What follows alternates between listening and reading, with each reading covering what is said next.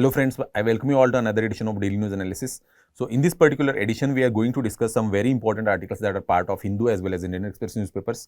Particularly the first important article that we are going to discuss is about bio-fortified potatoes to hit Indian market soon. Important update from the perspective of agriculture, GS2, malnutrition related issues. At the same time, important from the perspective of prelims as well. Another important article is about World Bank classification of countries. Important analysis from the perspective of GS3 economy again.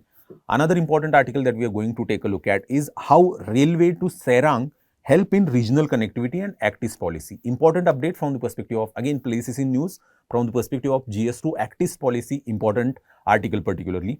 Another important article is about simpler test could slash biosimilar costs. So from the perspective of prelims, knowing everything about biosimilars and how they are different from generic drugs is also important from the perspective of again prelims as well as mains. In decoded section, we are going to discuss very important analysis which came in the Indian Express newspaper today by Ashok Gulati. Needed more bargaining chips. So in the wake of Trump's threat to India's economy, particularly important, this analysis is important from that perspective. We must know what are our bargaining chips if we have to conclude the trade deal with America particularly. So from diversifying exports to say reforms in agriculture, this particular article suggests very important points to be considered for concluding the US-India trade deal. So stay tuned for that particular analysis as well.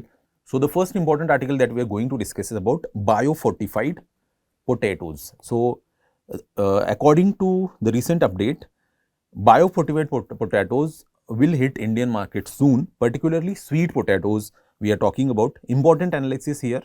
India is set to introduce iron-enriched bio-fortified potatoes to the market.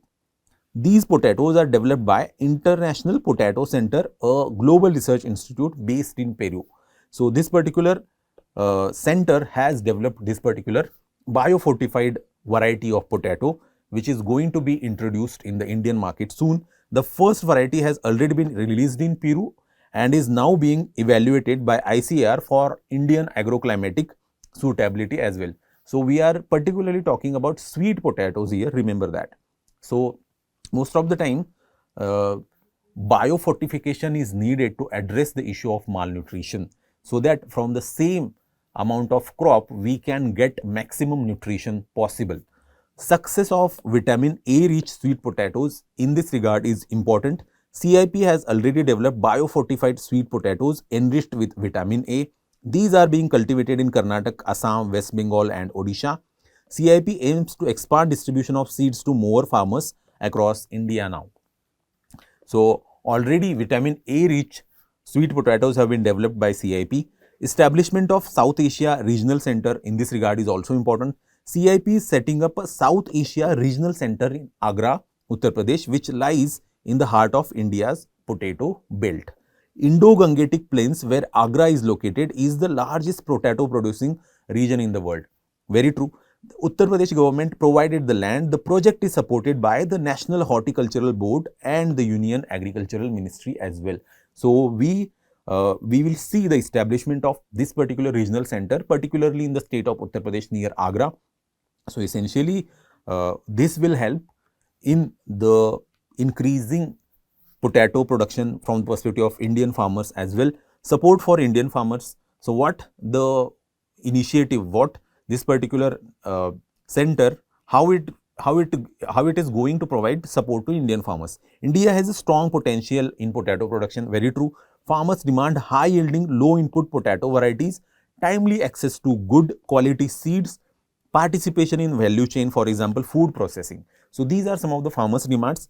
CIP is working with public and private sectors to build seed multiplication systems and ensure timely availability of quality planting materials. At the same time, addressing seed supply challenges like shortage of quality seeds, delayed supply, poor seed variety options are also being taken care of. CIP will help build capacity in seed production, ensuring efficient breeding and distribution across India as well.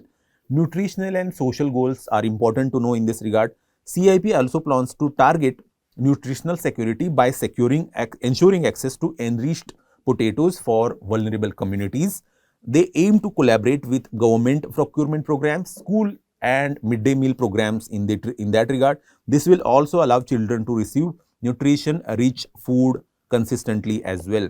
So, this is one of the goals of CIP to address the malnutrition issue as well. Growing global investment, international potato companies from Europe and North America are showing increased investment interest in India's potato sector. The Indian government views this as a chance for economic growth as well through agricultural innovation and value chain development. But despite all these efforts, so knowing the definition of biofortification is also important. Biofortification involves enhancing the nutrient content of staple crops through conventional breeding or modern biotechnology.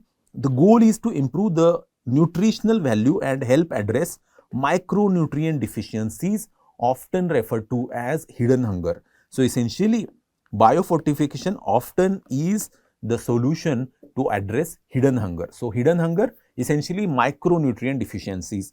So, let me ask you what are the macronutrients and micronutrients, by the way. So, knowing the difference and examples here is very important. Micro and macronutrients. So, particularly hidden hunger is associated with micronutrient deficiency, and biofortification will give effective solution to address hidden hunger in Indian population. But when it comes to potato production, what is the status when it comes to global as well as state level? Record output, estimated potato production stands at 60.175 million tons in 24-25, the highest ever. Expanded cultivation, a rise in area under potato farming has significantly contributed to this increase. Leading states, which are the leading states in potato production, by the way, important from the perspective of prelims. Uttar Pradesh, top producer, contributing almost 34% to national output. West Bengal is second with almost 24% of total production, and Bihar is third with 15% of total national production. Other major contributors include Gujarat, Madhya Pradesh, Punjab, Assam, Haryana, Jharkhand, Chhattisgarh as well. Particularly top potato producing countries, which are the global top producers of potatoes. So, obviously, China is the #1 potato producer country in the world, followed by India at the second place. Other major producers include Ukraine, Russia, US, Germany and Bangladesh as well. What are the examples of fortified crops and food products in recent times, by the way? Wheat flour enriched with iron, folic acid and vitamin B12. Rice fortified with zinc to boost nutritional value. Golden rice, the example of golden rice is in front of us, although it is more of a GM variety of rice at the same time. Cooking oil commonly enhanced with vitamins A and D. Iodized salt, a widely used example of iodine fortification. Milk supplemented with essential vitamins and minerals. Breakfast cereals frequently fortified with multiple vitamins and minerals as well. So, particularly iodized salt, this particular example is very, very vital here. Iodized salt, we have seen multiple cases of goiter before the use of this particular fortified iodized salt, but after the iodine fortification of salt, we have seen almost the total elimination of goiter, the disease associated with iodine deficiency. So, biofortification will help in addressing micronutrient deficiency, hidden hunger particularly. That's why this particular news is important from the perspective of prelims as well as mains. Remember that. So, this is the practice question for you. Just comment your answer in the comment section. The second important article is about World Bank classification of countries. So, this particular article is very, very vital. Oftentimes, we hear the words like lower middle income countries, middle income countries, higher middle income countries, but who classifies the countries based on the income criteria, and what are the criteria associated, whether it is only based on income or there are some other parameters in this regard, is also important to know from the perspective of prelims as well as mains. So, it may be useful in GS1 society to certain extent as well. So, every year the World Bank assigns each country to an income group on gross national income per capita. Remember that. So, essentially World Bank assigns countries the income group based on GNI per capita, GNI per capita. So, this particular measure by World Bank is based on GNI per capita, not GDP per capita, it is GNI per capita. Remember that. World Bank's income classification system. So, let's see the purpose of classification here: to provide consistent and comparative method to categorize countries as low, lower middle, upper middle and high income. Useful for researchers and policymakers to understand and compare economic performances globally. So, it is very useful for policymakers to compare the economies and give particularly the solutions needed for the particular country's overall, say, national economy based on some of these parameters. Basis of classification is also important. Countries are classified based on GNI per capita. Remember that GNI per capita is the basis. GNI per capita includes domestic income plus income earned abroad divided by the total population. So, this is the definition of GNI and it is different from GDP. Since GNI is reported in local currencies, the World Bank converts it into US dollars using exchange rates. So, essentially World Bank defines these income criteria based on the dollar, and World Bank converts the local currencies, GNI per capita in local currencies, into the dollar figure based on the exchange rates at that point of time. Income thresholds. Now, we will see what are the income thresholds in this regard. This is the latest update, by the way. Low income, $1135 or less is considered a low income. GNI per capita I am talking about per year. Lower middle income, $1136 to $4495. The countries falling in this particular bracket are termed lower middle income country. India is one of the lower middle income country, by the way. Upper middle income country, $4496 to $13,935. The country GNI per capita falling in this bracket are considered upper middle income countries. Higher income above $13,935. So, remember these four criteria given by World Bank, very important from the perspective of prelims. These thresholds are absolute, not relative to other countries' income. Remember that. Over time, many countries have moved up the income ladder due to economic growth. However, countries can also move down during economic downturns or conflicts as well, as we can see from the example of Syria and Yemen in recent times. The World Bank updates these thresholds yearly to account for global inflation. So, they change these income criteria yearly, accounting for the global inflation. Countries may move up or down income groups depending on changes in GNI per capita, exchange rate fluctuations and revised population data as well. So, you can see some of the countries here. Most of the time, North America you can see is higher income country. At the same time, most of Europe is also higher income. You can see the same thing here. India is somewhere in between, lower middle income country. So, the graphs and charts are important here.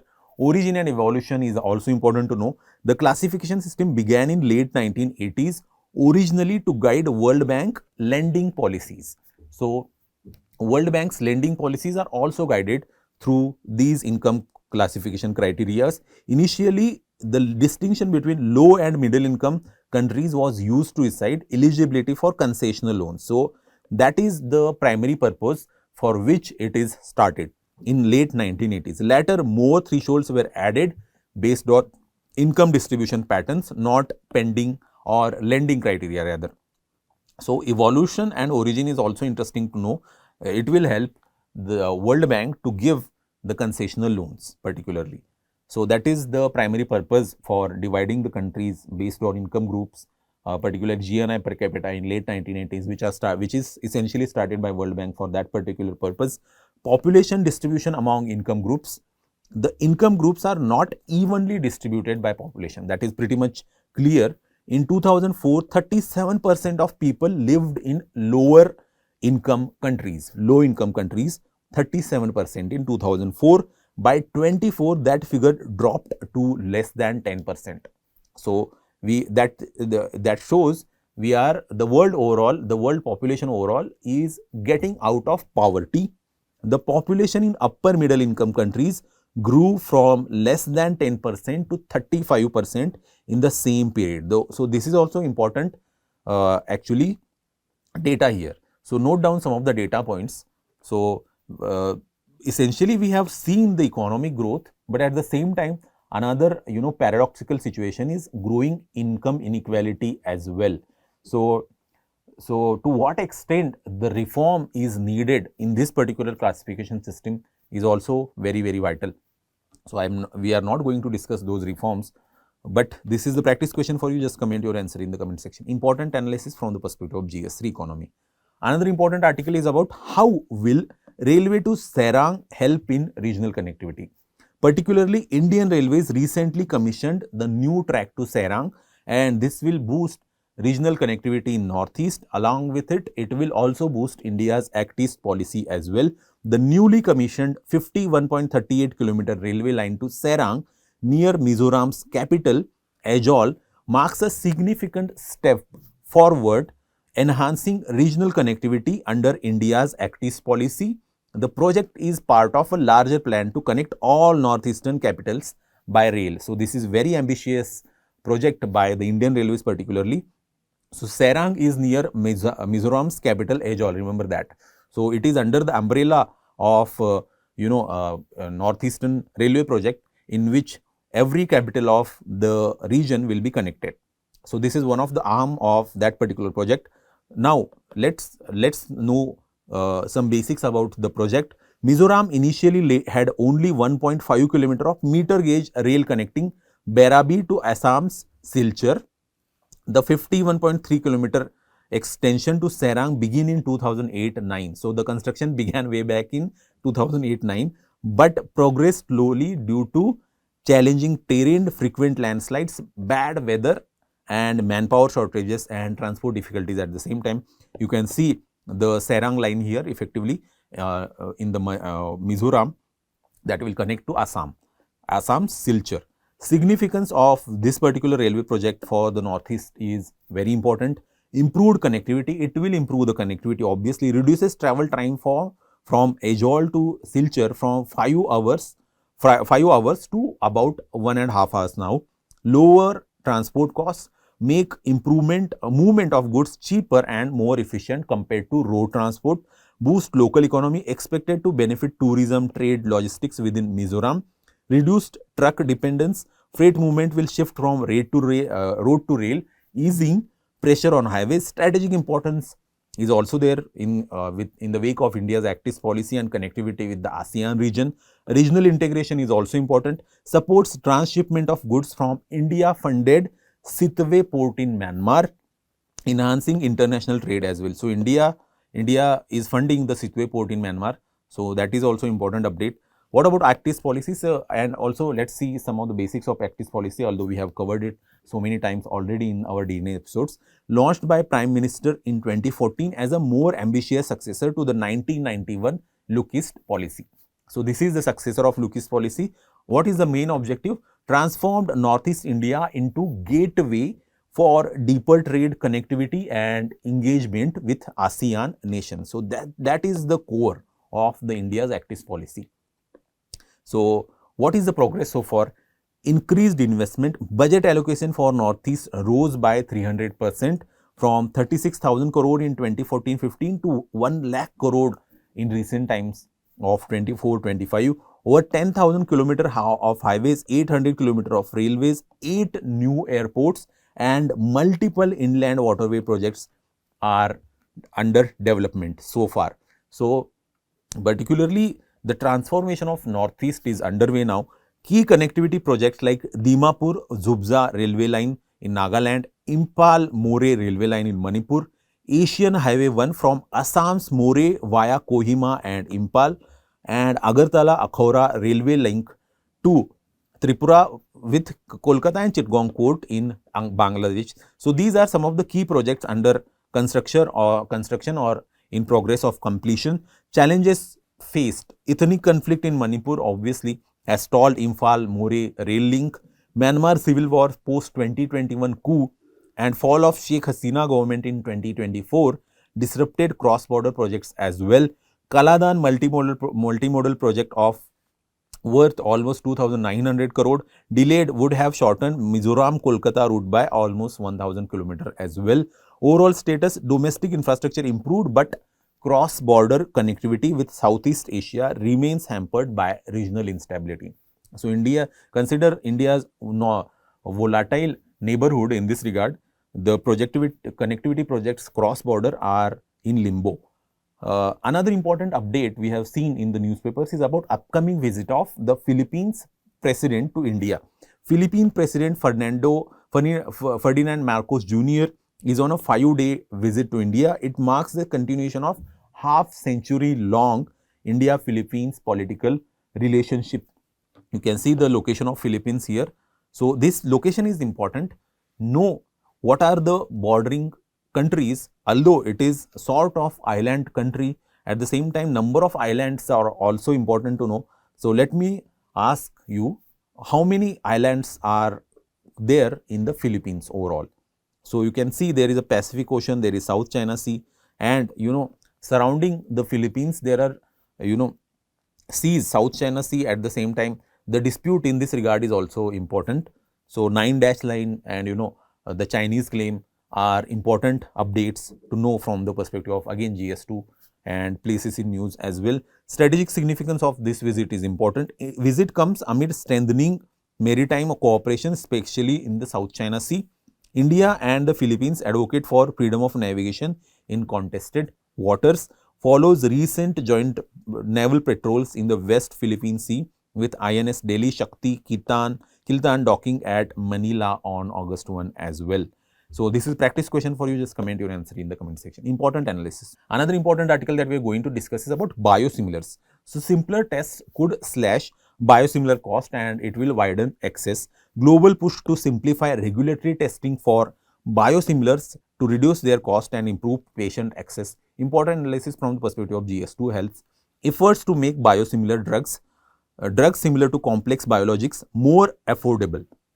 So it is the move towards making the biosimilars more affordable. So essentially, what are the biosimilars, by the way? Drugs that are similar to complex biologics. So they are not essentially generic drugs or the exact copy of the earlier approved drug, but they are similar in composition to the complex biologics. Unlike small molecule generics, biosimilars currently require costly and elaborate testing, including animal and clinical trials as well. So even biosimilars will still need animal and clinical trials. Regulations in UK and US are simplifying approval processes using modern methods like organoids instead of animal trials. So particularly UK and US are trying to find the solution to animal trials through the organoids. Experts suggest the India should adopt similar reforms to lower costs and improve access to biosimilar drugs for patients. So AI is actually changing the field as well to certain extent. Organoid donation or organoids development in that regard is also important to know.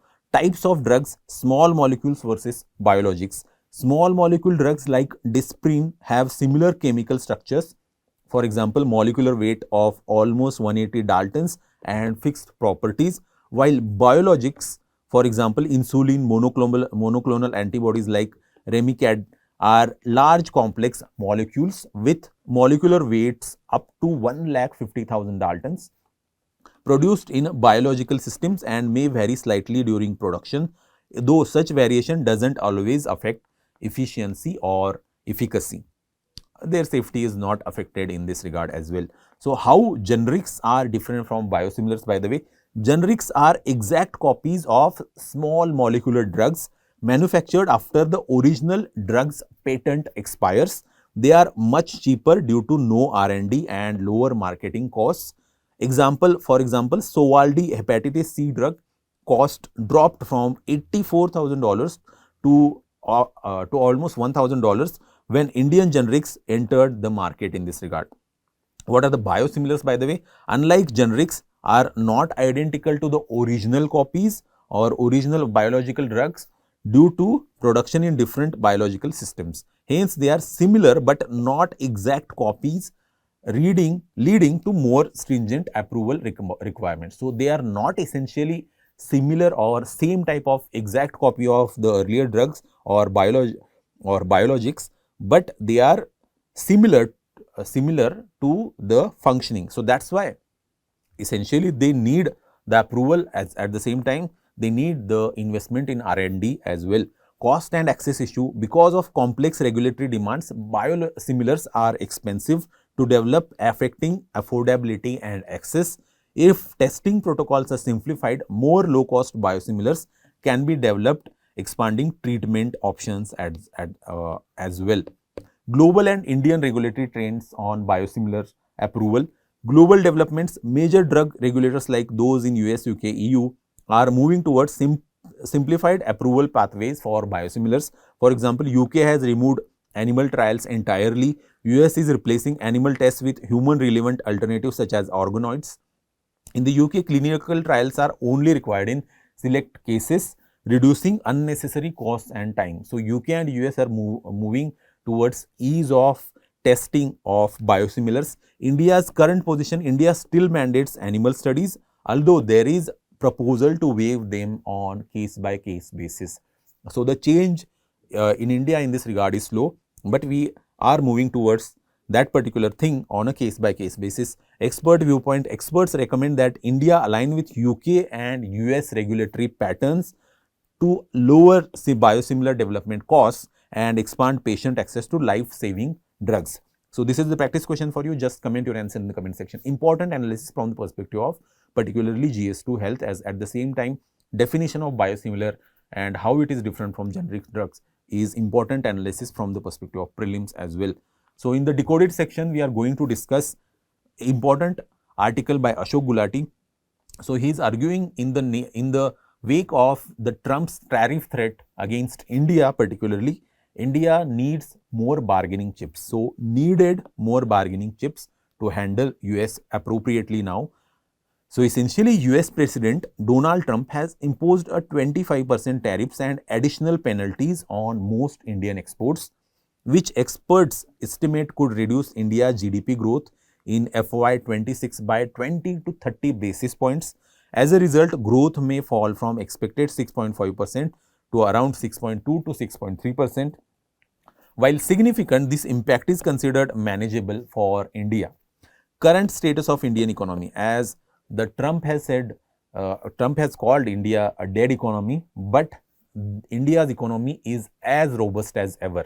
So, he cannot be more wrong in this regard. India's economy is growing at over 6%, making it the fastest growing large economy in the G20 compared to US sub 2% growth. India's nominal GDP is around $4.19 trillion. India ranks as the world's third largest economy in PPP terms, while with a PPP GDP extending almost $16 trillion. So, Indian economy is not dead economy. Imposition of US tariffs reveal key points. So, what are the key points? Obviously, the bonhomie between the two leaders is in question. Targeting India for ties with Russia. Frustrated by Russia's actions in the Ukraine war, Trump is penalizing countries including India that continue trading with Russia, making India a convenient target in this regard. Strained relations with traditional allies. Trump's aggressive trade approach has disillusioned long-standing US allies like EU, Japan, etc. Violations of WTO norms. Imposing different tariffs on the same products for different countries undermines WTO's multilateral rules, especially the most favored nation. So, essentially, the most favored nation clause is violated by the Trump's imposition of tariffs. BRICS as a strategic threat. Trump sees BRICS as a challenge to US dollar supremacy in global trade, leading to targeted actions against its member countries. So, Trump's animosity towards BRICS is well known in this regard. How does one navigate the challenges of Trump's tariff threat now? So, what can India do in this week? Limited scope for retaliation. Obviously, there is a very limited scope for retaliation for India. While India could consider retaliatory tariffs, its existing tariff levels, especially in agriculture, around 64.3% by trade weighted average, are already high. So, it is already high. That is what the Trump's point is. As Trump often calls India the tariff king, further increases are unlikely to be effective. need to diversify exports. So diversifying exports is the way to go. In 2024, 18% of India's $442 billion goods goods exports went to the US. Diversifying export markets can help India reduce its over dependence on US and minimize the impact as well. So diversifying export basket, rather diversifying to newer markets, is also very important. In this regard, there is expert suggestion of rethinking on RCP as well. Vulnerable export sectors need support. So which are the vulnerable export sectors?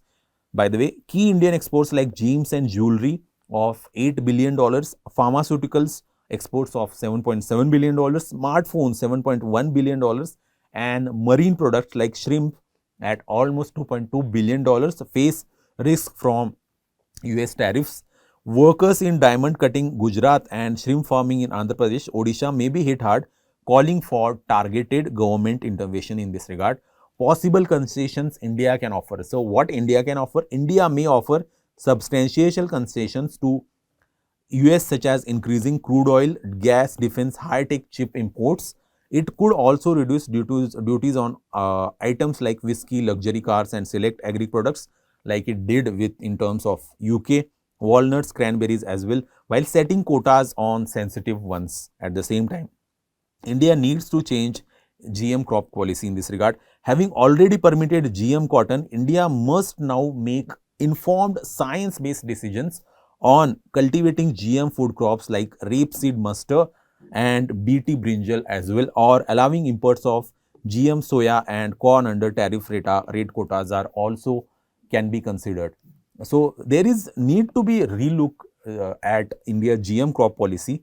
Agricultural reforms is an urgent priority. This is the urgent priority. India must prioritize agricultural reforms with a strong focus on R&D, agri R&D particularly. While reducing duties on agri products is necessary, it should be done gradually and strategically. These reforms are long overdue regardless of current US tariff pressures. So essentially, agricultural reforms is one of the area which are not touched in the LPG era of 1991, reform era particularly of 1991, but these agri reforms are now overdue. That's what the author here is suggesting. At the same time, focus on agri R&D is also important. Change in India's GM crop policy is also important in this regard. So, in conclusion, we can say that the recent US tariff measure serve as a timely reminder that India's global trade standing must be built on internal economic growth and strength, not diplomatic goodwill alone. A resilient, reform-oriented agricultural sectors will enhance India's leverage in global negotiations, reducing vulnerability, external shocks, and will lay the foundation of inclusive, sustainable growth in a multipolar trade order. So, important conclusion from and how India can handle the Trump pressure in this regard is also very vital. But the core of this article is agricultural reforms. India must focus on agricultural reforms. Particularly, this is the practice question for you, important from the perspective of GS3 agriculture, GS2 IR to certain extent as well. So, that's it from my side, and stay tuned for daily news analysis for another episode. Thank you.